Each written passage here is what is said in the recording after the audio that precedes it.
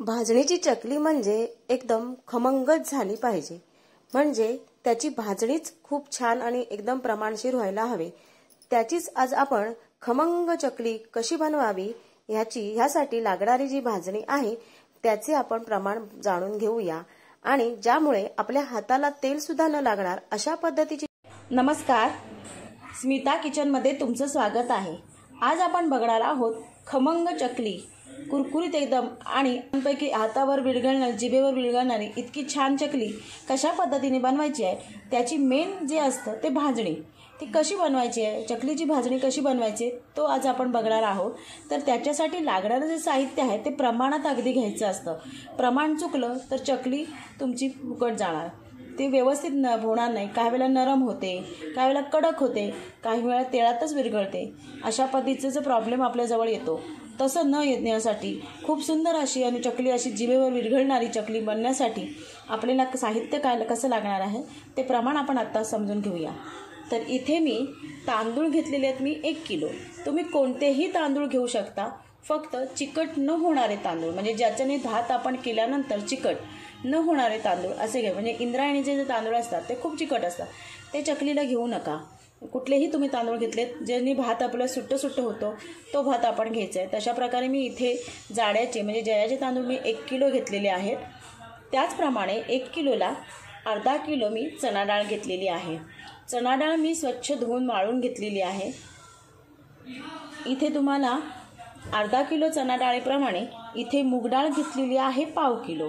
ह्या 1/2 किलोच्या अर्धी म्हणजे निम्मी म्हणजे इथे उडदाची डाळ घेतलेली आहे 125। आता आपण प्रमाण समजून घ्यायचं आहे। तांदूळ घेताना 1 किलो घेतलेत, चणा डाळ घेतलेली अर्धा किलो, इथे मूग डाळ घेतलेली आहे 1/2 किलो, उडदाची डाळ घेतलेली आहे 125 आणि साबुदाणा घेतलेला आहे 50 ग्रॅम आणि पोहे घेतलेले आहेत 50 ग्रॅम। आपण इथे साबुदाणा आणि पोहे वापरल्यामुळे चकली खूप सुंदर अशी खुसखुशीत अशी छान होते।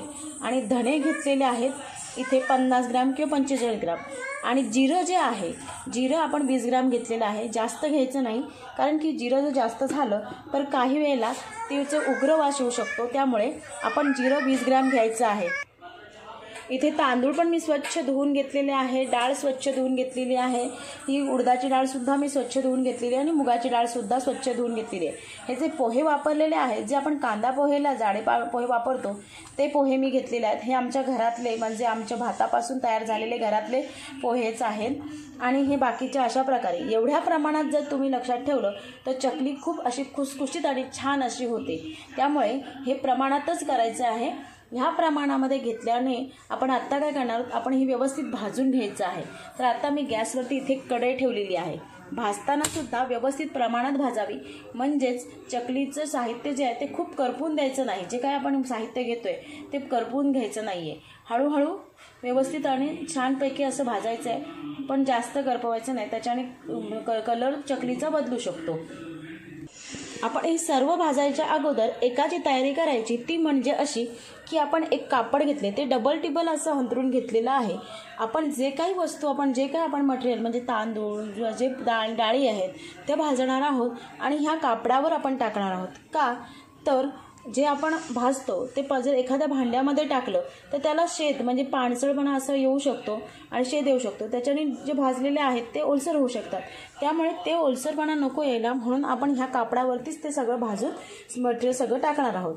आता आपण जे टाकणार आहोत इथे आपल्याला ही जी मूग डाळ आहे ही मूग डाळ जास्त भाजायची नाही आहे, तिला भाजायला अगदी 2-3 मिनिटच लागतात। असे हळूवारपणे असं भाजून घ्यायचं आहे।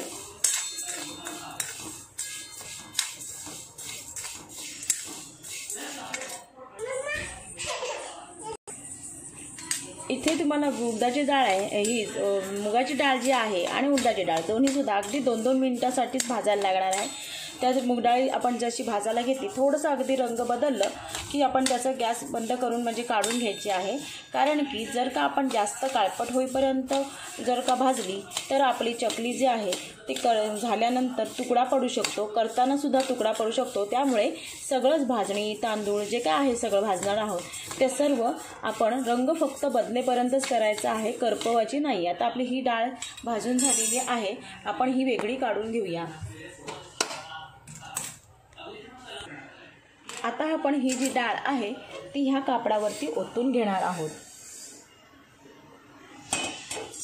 त्यानंतर मी टाकणार आहे ही उडदाची डाळ, ती सुद्धा ह्याच पद्धतीने आपल्याला 2 मिनिटच अगदी भाजायला लागणार आहे, जास्त भाजायची गरज नाही। खमंग असं वास सुटलेला आहे डाळीला, जी आपण ह्याची मुगाची डाळ जी भाजलेली आहे ती। आणि आता इथे उडदाची डाळ आपण टाकलेली आहे।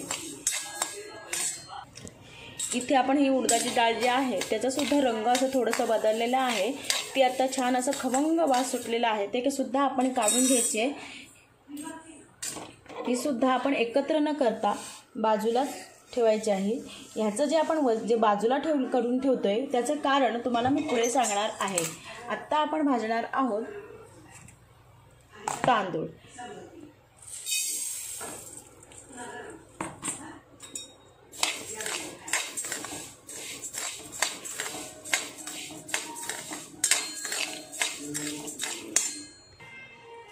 तांदूळ भाजायला आपण कसे तांदूळ धुतलेले आहेत आणि वाळून सुद्धा घेतलेले आहेत, त्यामुळे 7-8 मिनिटांमध्ये हे भाजले जातील। तांदूळ म्हणजे कुठलंही आपण भाजताना अगदीच काही लो मीडियममध्ये ठेवायची गरज नाही, गॅस मध्यम आचेवरती आणि फास्ट अशा पद्धतीने आपल्याला हे भाजून घ्यायचे आहेत।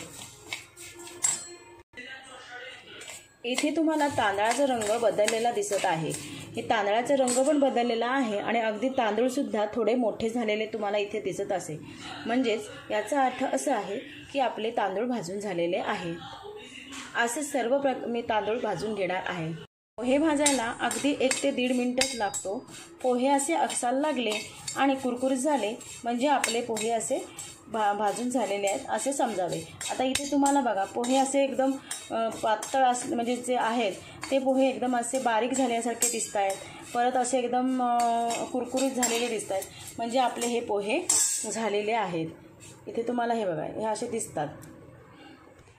आता आपण इथे धणे भाजायला घेतलेले आहेत। धणेसुद्धा जास्त भाजायची गरज नाही, कारण ते एकदमच सुके असतात, त्याला काही प्रॉब्लेम नसतात। एकदम खमंग टाकल्याच वास सुंदर असे यायला लागलेला आहे। धणेसुद्धा व्हायला अगदी 1 मिनिटामध्ये होतात। जिरंसुद्धा जास्त भाजायचं नाही आहे, अगदीच 2 मिनिटासाठी म्हणजे 1 मिनिटासाठीच जवळजवळ भाजून घ्यायचं आहे, कारण की जास्त जर करपलं तर त्याची चकलीमध्ये करवटपणा उतरू शकतो आपल्या, त्यामुळे जिरं भाजायचं नाही। असं सुगंधी असं वास आल्यानंतर लगेच गॅस बंद करून टाकायचं आहे। आता आपण साबुदाणा टाकून घ्यायचा आहे। साबुदाणा थोडं भाजताना वेळ लागतो, कारण साबुदाणा कडक असल्यामुळे तो फुलायला वेळ लागतो। साबुदाणा भाजून झाले हे कशामुळे तडतडाचा आवाज यायला लागतो आणि असं फुलल्यासारखं होतं, तेव्हा आपला साबुदाणा भाजला जातो, थोडा वेळ लागतो थोडा व्हायला।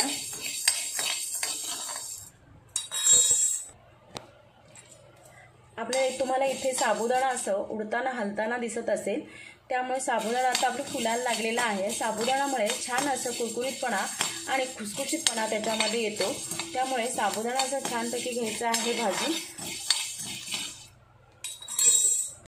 साबुदाणा असा छानपैकी फुललेला आहे आणि तो फुटलेला सुद्धा आहे। आता आपण गॅस बंद करून घेऊया।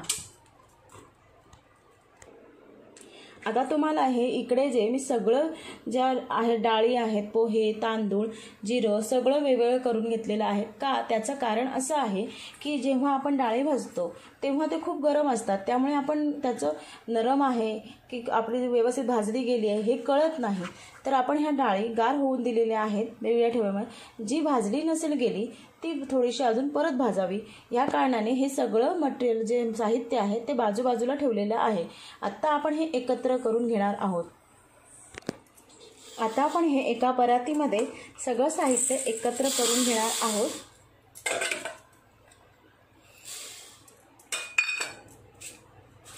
अशा पद्धतीने जर तुम्ही भाजलं तर तुमची कधीच चकली फसणार नाही आणि ह्याच्याने प्रमाणामध्ये तुम्ही घेतल्यामुळे चकली ही खुसखुशीत आणि सुंदर अशी खमंग तयार होणार आहे।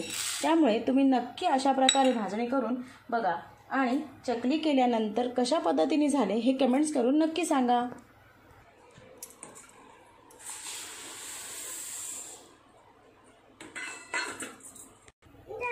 आता आपण अशा पद्धतीने सगळं एकत्र केलेले आहे आणि आपण दळाला देणार आहोत। तर दळाला देताना गव्हाची जशी कणिक असते तर गव्हाचं जसं पीठ असतं तसं एकदम बारीक दळून आणायचं आहे।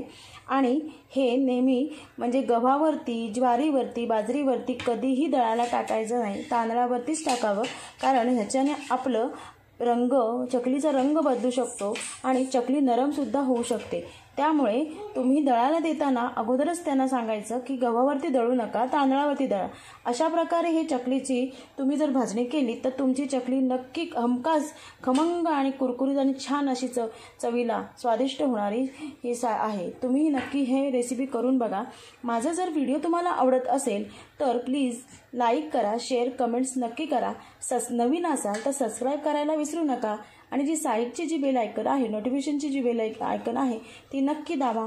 चला पुढच्या व्हिडिओमध्ये अशाच प्रकारे भेटूया। आपण उद्याच्या व्हिडिओमध्ये भेटणार आहोत। जी चकली आपण केलेली आहे ती सुंदर खुसखुशीत, त्या चकलीच्या कसं बनवायचे आहे त्या व्हिडिओमध्ये। धन्यवाद हा व्हिडिओ पाहिल्याबद्दल। तुमच्या इतक्या छान चकल्या होतील की हाताला तेल सुद्धा लागणार नाही अशा पद्धतीच्या चकल्या, आणि ज्याच्यामध्ये आपण तेलाचं मोहन न टाकता चकली करणार आहोत। ही चकलीची रेसिपी उद्या मी अपलोड करणार आहे, ती नक्की तुम्ही बघा। तुम्हाला हा जर अजूनपर्यंत तुम्ही भाजणीचा व्हिडिओ बघितला नसाल तर तो पूर्ण बघा शेवटपर्यंत, म्हणजे चकली तुमची फसणार नाही आणि कुरकुरीत आणि तेल हाताला न लागेपर्यंत अशी छान चकली होणार आहे। चला उद्याच्या व्हिडिओमध्ये आपण भेटूया।